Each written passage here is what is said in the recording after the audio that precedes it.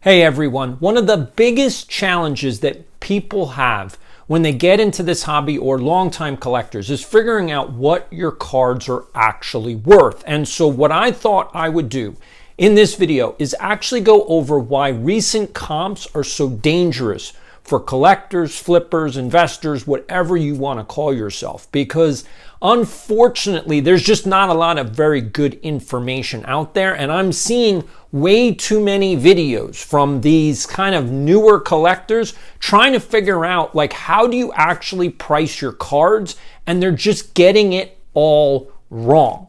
So in this video, I'm actually going to go over 4 reasons. I got them written down. 4 reasons why recent comps are so dangerous to collectors. And so if you want to know those answers, hit the subscribe button right now. Here's the first piece that I want you to understand from where I'm coming from. So again, this channel is about making sense of sports cards, and life. And this is the biggest issue. How much are your cards actually worth? So what I've done is I've created an AI bot to help me figure out the values of high-end cards. Now that's going to be different than these cards, okay? So I'm going to show you a few. These are not high-end cards. I want to make that distinction. There's high-end and then there's just regular cards like these. Okay, so that's a Barry Bonds rookie from 86 Topps. This is an Eric Davis rookie from 85 Topps. This is a Brett Hull rookie from 87 Topps. This is a Justin Jefferson rookie from, I believe it's 2019, 2020, okay? So my point being is these are not high-end cards. And so that's the issue. There's a lot of social media influencers putting videos out about how to price your cards, and they're putting all the cards together as if you can do the same thing. You cannot do the same thing. So the first problem, there's 4. The first problem is what's called perception is reality. Now, for those of you that don't fully understand what the heck I'm talking about, my father was a psychologist and a very highly respected professor. He taught at the University of Fordham in New York, and he taught master's level education, all right? And he was a PhD in psychology, and the first thing he taught me at around the age of 8 was that perception is reality. Now, what does that mean? It means that when you input a whole bunch of information into your brain then synthesizes that information and creates a perception of reality. Here's an example.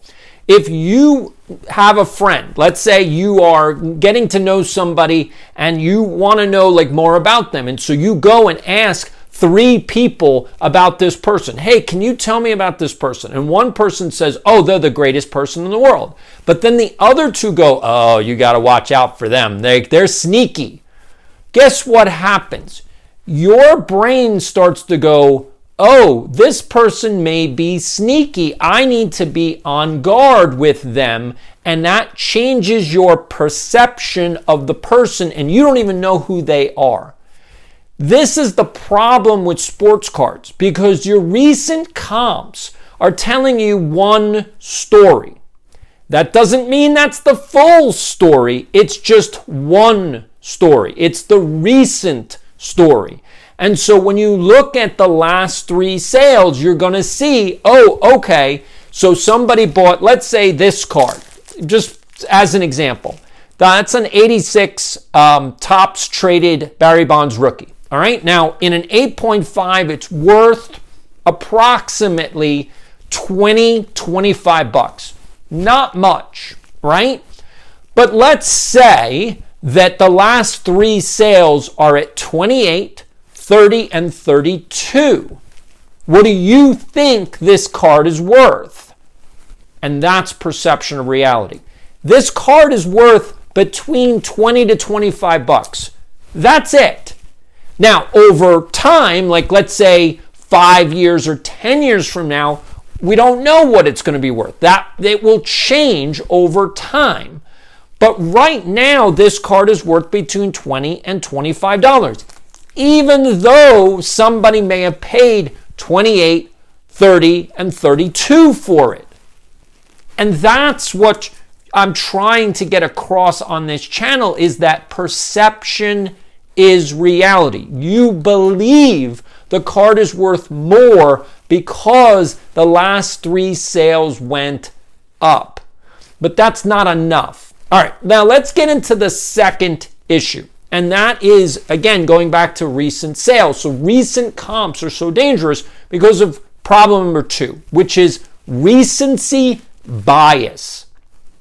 And this is the hobby. I mean, I'll put it this way. I've been in the hobby since the 80s, and this happens all the time. I mean, this is the hobby. If you want to define the hobby, it's all about recency bias.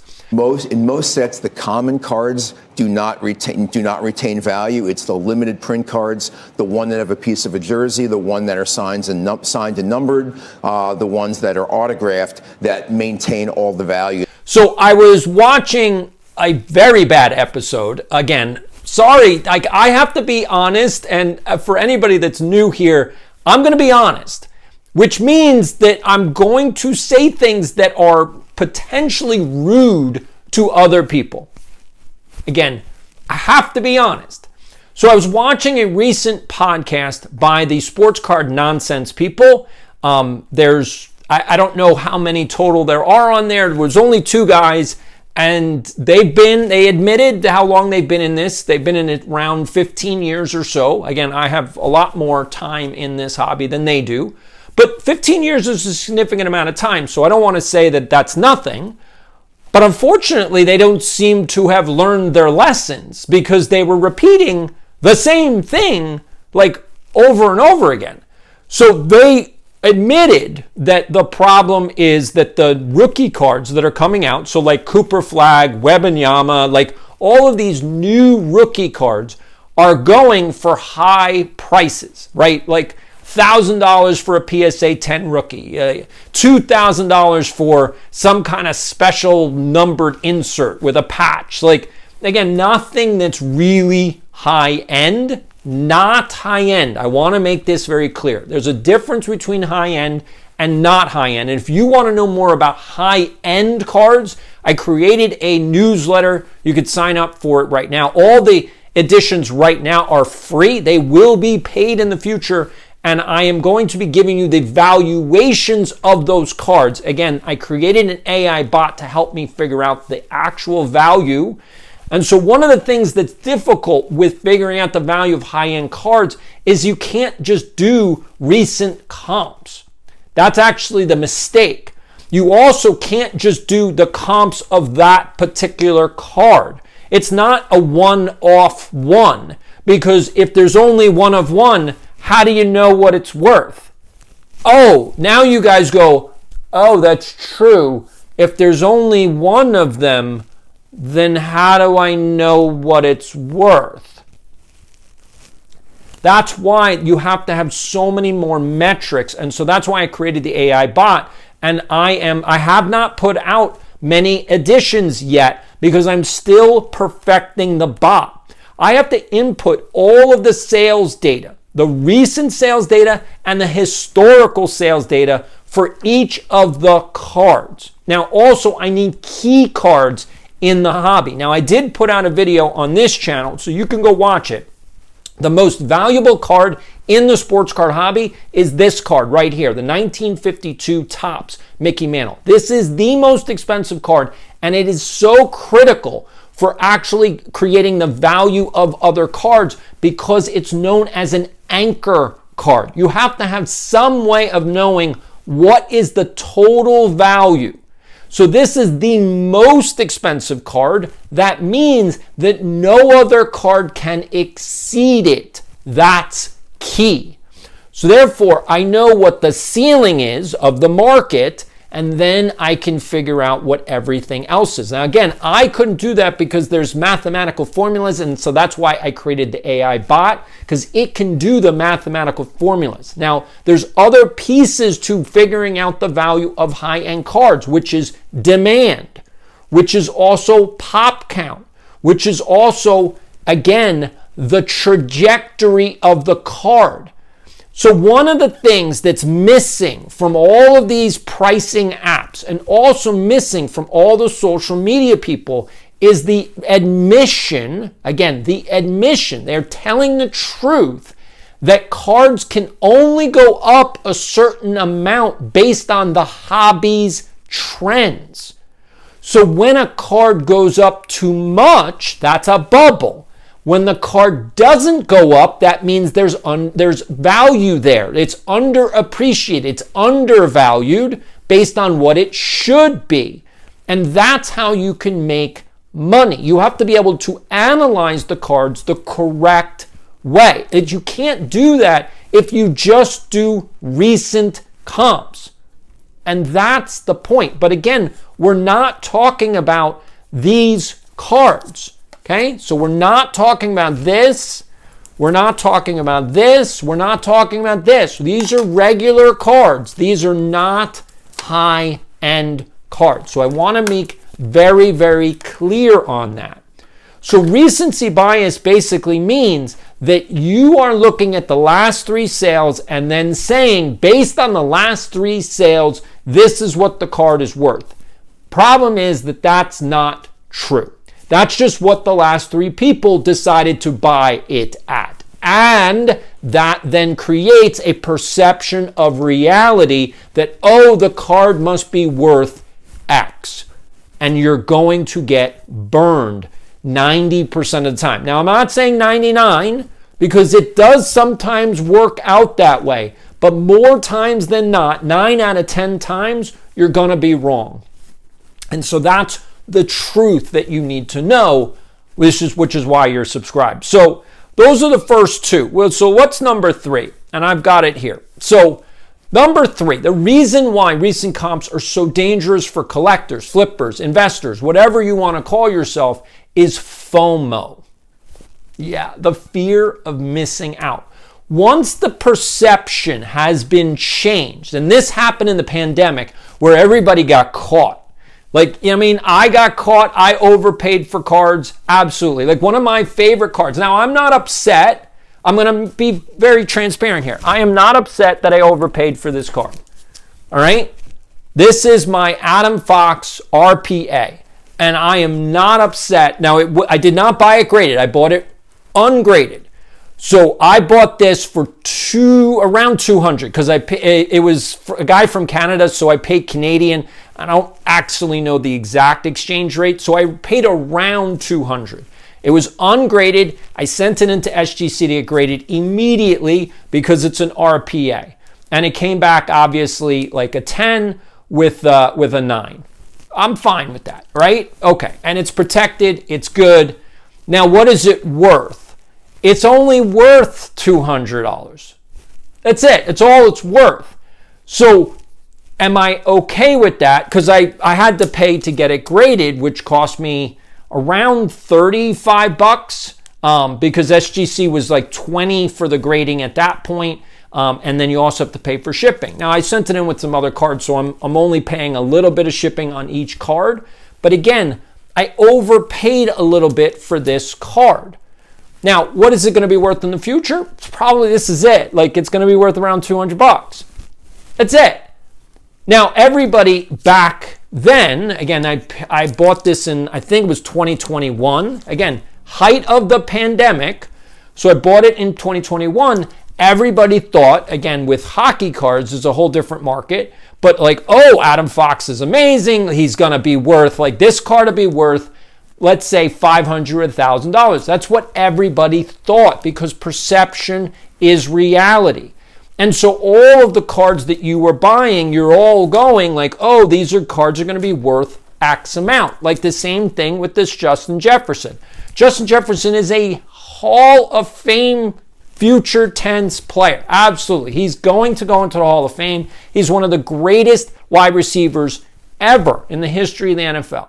So what is his rookie card should be worth? Well, when it first came out, this card was going for $100. And everybody thought, again, perception of reality, oh, it's going to be worth $300 to $500. Well, what does this card go for right now? Well, in a 9.5, it's only worth $75. Maybe 80. That's it. That's all this card is worth.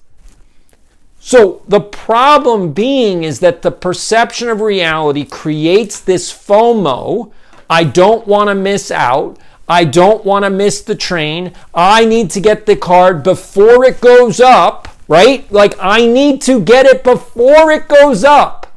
That's what you're feeling. The fear of if I don't buy it now, I'm never going to get it because it's going to be too expensive in the future.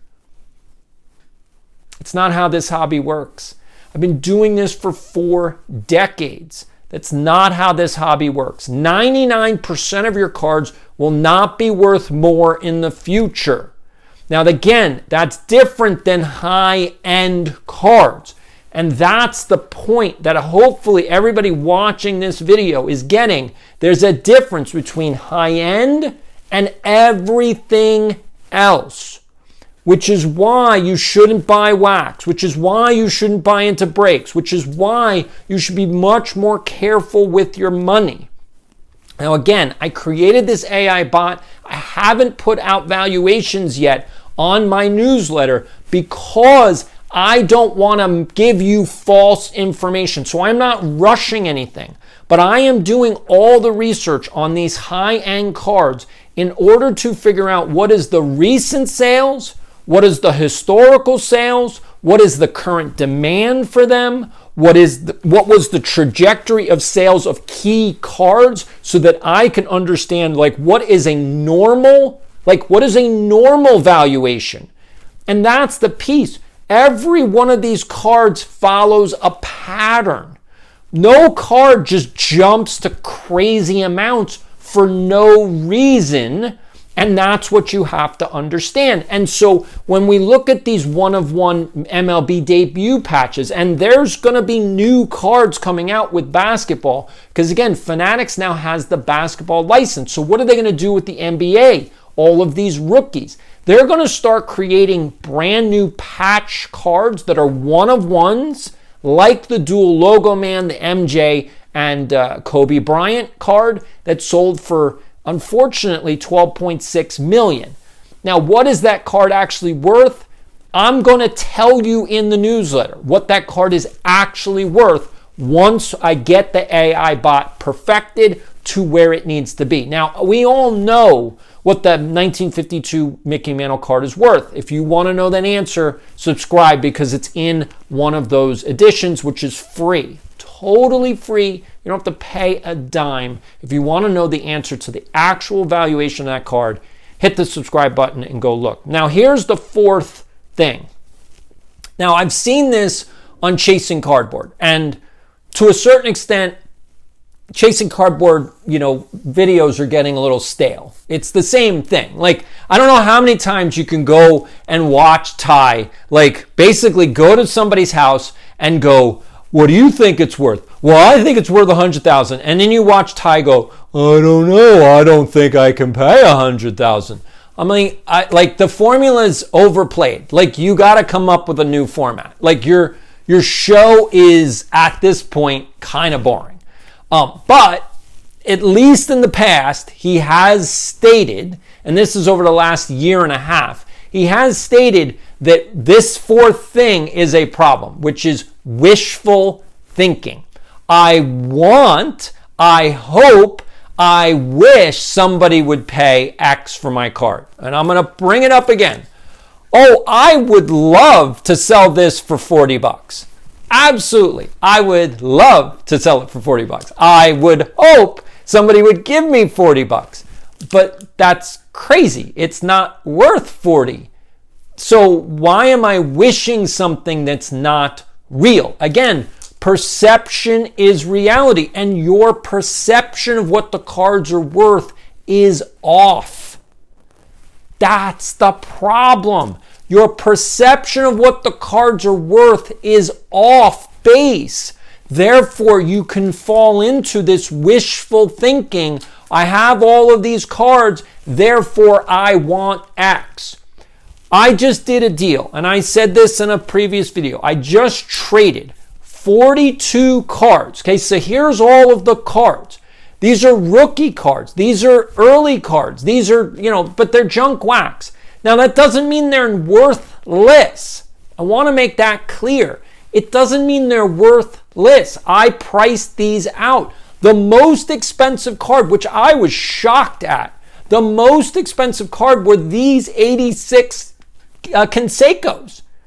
That was the most expensive card. Like, oh my God, like really? Those are the ones that people want the most. Those are the high demand cards. These were worth more than the Boggs rookie. These were worth more than the Mattingly rookie. I don't know why. I don't know why. It's not my position to judge what the values are. I just have to go based on what the values are. And these cards were worth the most. Now, overall, all 42, I priced out retail value. Again, that's what everybody needs to know. What's the retail value? And then you can figure out what you want to sell it for. Now, if you're a dealer, if you're going on to eBay and you're putting up your stuff, not in auction, but buy it now, you should put up the retail value and then accept offers.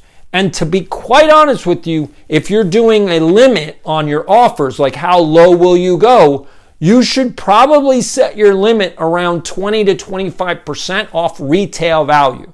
If you want to sell, if you're not looking to sell your cards, again, I don't know why you have them listed if you don't want to sell your cards, but if you don't have your cards listed for sale, then I don't know what you're doing. And that's the point. When I set up as a dealer, and I've done this my whole life. Now, again, I haven't done much dealing in the last few years. I've done maybe a handful of shows. Again, handful, 5 shows, 5, 6 shows. But when I set up, I want to sell everything. My goal as a dealer when I set up is I want to go home with nothing. Absolutely nothing. I want to literally drive home with no cards left, which means that I'm trying to make deals. If you come to my table, you know you're going to be able to pick up a lot of stuff. You're not going to pay retail value. You're not. But I'm going to tell you what the retail value is. Like I said, the retail value of this is $25. That's it. You're probably not going to pay $25 if you come to my table. Now, again, you can't just buy one card. You got to buy multiples because I want to get rid of stuff. And that's the piece. So stop the wishful thinking. Oh, I wish this card was worth. I'm going to give you another one. Let's see. Just because this is so key, I want to give you another example. This is the 1970 Roberto Clemente. Now, Roberto Clemente is what can we not say about Roberto Clemente? Great player, amazing humanitarian. That's actually how he died. Died in a plane crash going to help other people. Again, Hall of Famer, Roberto Clemente, unbelievable. But what's this card worth? Well, in a ungraded slab, okay, so this is one touch, this card is only worth around $90. That's it. It's worth around $90. Now, I could wish for it to be worth $120. And I could wish that it could be worth $150. And I could wish that it was worth $300. But that's just wishful thinking. It's not worth that. And I see this on Chasing Cardboard. Again, nothing against their channel, but I just wish they would update the format because it's the same thing over and over again. I go to a home, the guy wants X amount of money for it. Ty gives the puppy dog eyes like, I don't know if I can pay that. That's just, what do I need all of this stuff for? I don't know, Ty. It's just the formula's broken. You got to come up with something new. But again, the person that's got the cards has an overinflated idea of what the cards are worth because of wishful thinking. I wish the cards were worth X because maybe that's what you paid for them, but you overpaid. And I don't know what else to say to people. Like, I'm sorry that you guys are overpaying for cards, which is why I want you to subscribe to this channel, share this with anybody that's actually in the hobby, that's looking to buy cards, and ask your questions. Like, if you have a question about, like, how do you comp cards, just put it down. Like, I don't understand. Like, this card is worth this card is worth this. Maybe I do comparisons. So tell me, what are the cards you want me to compare? Like, why is this card worth X as opposed to this card? Like, what's the difference? Because then I can explain, like, oh, well, this is where, like, again, high-end cards are a whole different story than these cards. These cards are not high-end cards. And unfortunately, what's happened in this hobby today, the recent hobby, the modern hobby, is that the regular cards, not the high-end, but the regular cards have been destroyed by Fanatics and Panini. I don't know why they did that. Honestly, I do not know why. Like, should you collect, like, these cards, right? So these are all just regular cards. Now, these are all great names. Like, these are all top players. Okay, guys, that's Gronk. Okay, Randy Moss. Here's Jerry Rice. Let's see, that's a home run one. I think that's Bichette. Okay, here's a Julio Rodriguez. Again, should you collect these cards? Well, yes, you should. But how much should you pay for them? And that's the issue. The question isn't, should you collect? Yes, you should collect. The question is, how much should you pay for them? And hopefully this video helped you. Again, like I said, I have the AI bot. I'm inputting data right now. If you want to know the value, the real value of these high-end cards, go hit the subscribe button to the Substack high-end cards.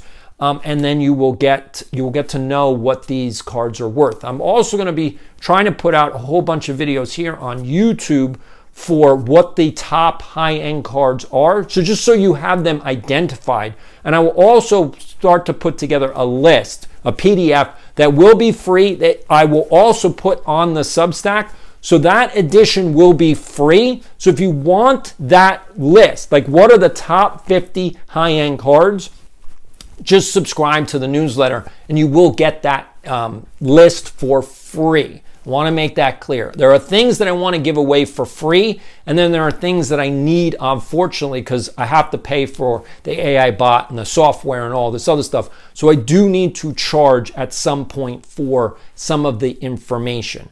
But everything that I can give away for free, I will in the Substack. Now, there's other stuff that I've given away for free in the past, which will also be free on the Substack. So if you want the top 25 recession-proof players, hit the subscribe button on the Substack. If you want the Excel spreadsheet for the 300 card challenge, again, if you're trying to consolidate your PC, hit the Substack subscription. If you want any of the other free stuff that I've given out, I'm going to be distributing it through Substack. It is the best method of distribution that I can see because I can just hit publish once, and then every time somebody subscribes, they get it automatically. I don't have to worry, oh, did you get it? Oh, do I have to send another DM? Like, it's just too much work, and I'm just doing this channel for fun. Now, for everybody that's new, just so you're aware, none of these videos are sponsored at all. I get no dollars from any brands, any corporate sponsors. I can't say that won't be